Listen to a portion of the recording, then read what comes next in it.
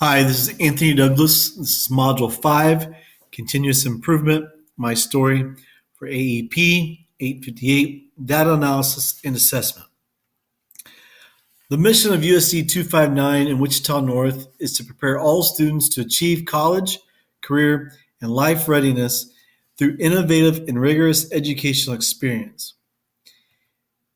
Who are we? USC 259 serves over 50,000 students, but at Wichita North, we are able to serve 2,177 of them as of September 20th, 2018. As of last week, in looking at some of the data within the building, not on the state website yet, North High had over 24 to 50 in enrollment. And so there's a fluctuation there with student enrollment and mobility within students for enrollment in the building. Our teaching staff, 99.22%, are completely certified. Some of those areas were special ed, as well as the business department in the certified category. So who are you? Well, North High in 17-18 on here, 278 of our students participated in the ACT. Now this year, there'll be 100% of the juniors and those seniors who are offered with free and reduced lunch will be able to take the ACT, so that number will change. With that, the average score for the composite ACT was 17.6. That will probably decrease due to the number of students taking it, and all these students taking it at North this year. You can tell that 17.6 compared to the rest of the district is low. To the state, it's 4 points lower, and to the nation, it's right around 3 points lower. Here's our post-secondary progress report.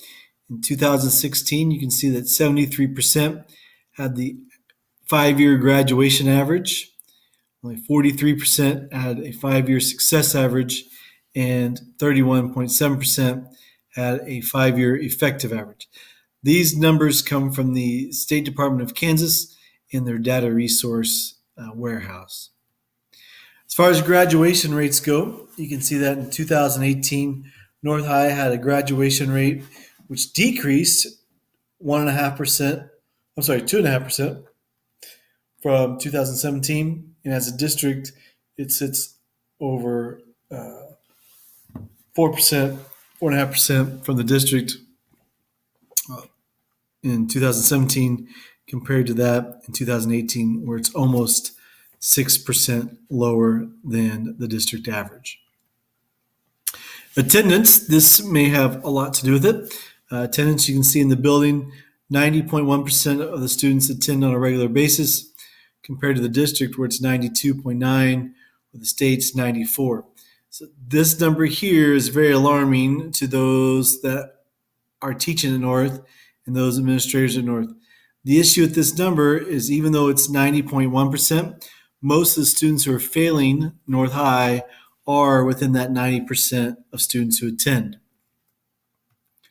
So who do we serve? We serve 70% Hispanic and Latino, 17.13% white, and 7.03% African American. You take these two numbers, 70.10 and 17.3, and our economically disadvantaged is 70.87. There's a correlation between all three of those numbers as well as our disadvantaged students. This number here doesn't mean they're Hispanic or Latino, doesn't mean they're African American, but 78.87% does have an effect on the way it functions in the classroom as well as the school, and also the value of attendance. So what are we going to do about it? Well, the district has come up with a plan on the right. This is the district's plan. This is my plan that I've developed off the district as well as off our numbers. to provide a high rigor of education for all students, no matter if they're socioeconomic disadvantaged, no matter if they're ethnic group, no matter gender, race, any of those things. All students deserve to have high rigor instruction. The higher the rigor of the instruction, the better instruction they have, the higher the expectation.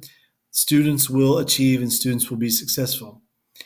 Each student at North High needs to be college and career ready, no matter what they're going into, no matter what they're going to do or not do, be able to be a functioning citizen and be utilizing their gifts and abilities. The classes at North have to be preparing students to be able to prepare for that, whether it's going to college as a freshman and sophomore, whether it's getting ready to go learn a skill. All those things have to be prepared. With that, between the rigor and the college and career readiness, there's going to be concurrent classes as well as dual credit classes provided by the school for local universities, local colleges, being able to give students credit so they're able to be successful once they go to college. The district wants to support the student as a whole, and so do I. And that way we get CanCare involved, whether it's caseworkers, social workers, charities, whatever it is we need to do to make sure those students are taken care of emotionally and physically and behaviorally, whether it's through counselors or whatever it is.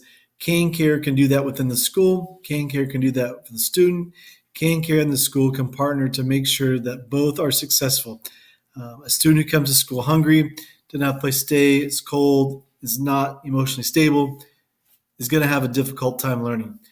Students who know that they're invested and they're cared about will be more successful as a whole. Quality professional development. The district wants to invest in staff. I want to make sure that the investment is worth it and it's quality, not quantity. We have professional development now. It's pretty subjective whether it's quality, professional, or if it's just informational. But if it's quality, we can take these two things right here, the rigor and the readiness, and make them practical so the teachers are able to put it into the classroom. We can take the CanCare, worrying about the whole student, and teach teachers and staff and administrators how to care for students as a whole and respond rather than react to some of their issues that come up in the class, was behavioral, emotional, or social, let alone educational. Community events. The district wants the schools to engage with families and communities. We need to have more community events where we invite the community in, or we go to the community.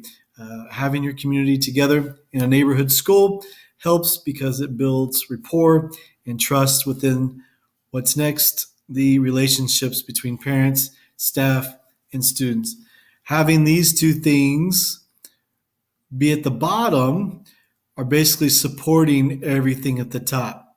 So putting value in relationships, putting value in community events will help the things above be more successful. And last but not least, obviously, align our resources and infrastructure through the district, but find out what it is we need to prioritize our spending on as a school, what we need to prioritize our things on in the classroom, and what we need to prioritize our spending on with students.